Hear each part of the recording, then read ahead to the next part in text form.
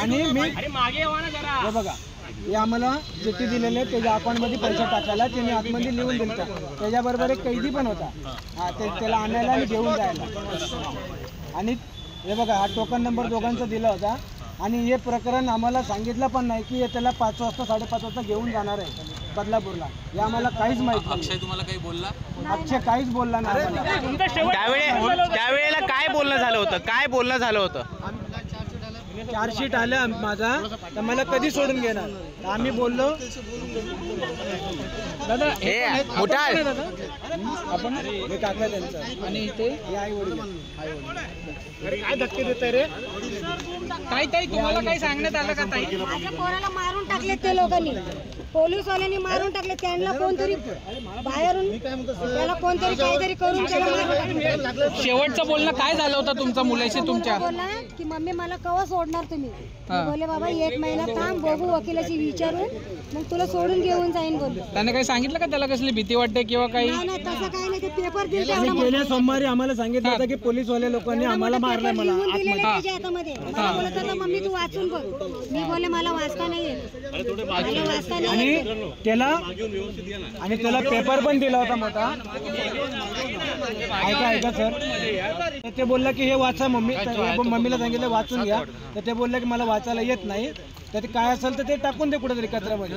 तर काय लिहून दिलं तर ते माहित नाही. आणि त्यालाच माहित होतं काय होतं. ते पोराला कशाला मारले तुम्ही लोक? आणि अजून तर काही गुन्हा सिद्ध काही झालेला नव्हता. मग याचा प्लॅन करून ज्यांनी याला मारलेला आहे आणि आम्हाला न्याय पाहिजे. काहीच सांगितलं नाही, काहीच सांगितलं नाही आम्हाला. आणि हे प्रकरण दाबण्यासाठी त्याला मारलंय. हे प्रकरण दाबण्यासाठी. आई तुम्ही तुम्हाला घेणार आहात का? तुम्ही अक्षयची बॉडी ताब्यात घेणार आहात का? पोराला फटाकडी नाही वाजवलेत, गाडी नाही चालवले, तो पोरगा कसा बंदूक धरेल? तुम्ही बॉडी ताब्यात घेणार आहात का? अक्षयचा मृतदेह तुम्ही ताब्यात घेणार आहात का? आता बॉडी आम्ही ताब्यात घेणार नाही. आम्हाला न्याय भेटायला पाहिजे. आम्हाला न्याय पाहिजे. आम्ही बॉडी ताब्यात घेणार नाही. काय मागणी? आणि याच्या चौकशी व्हायला पाहिजे पूर्ण आजपर्यंत. आणि शाळा प्रशासन पण याला जबाबदार आहे.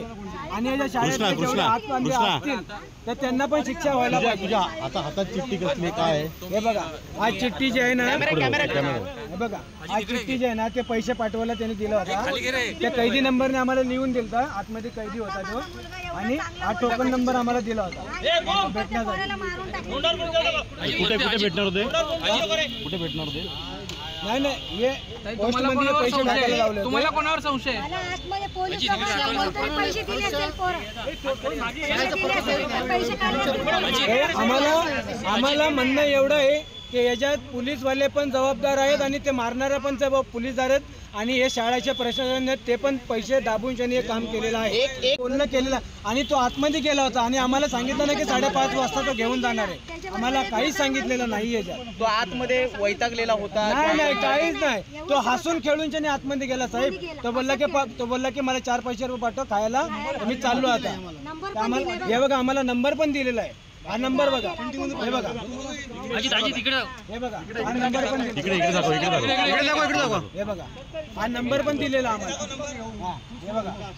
आता मृतदेह तुम्ही ताब्यात घेणार आहे का?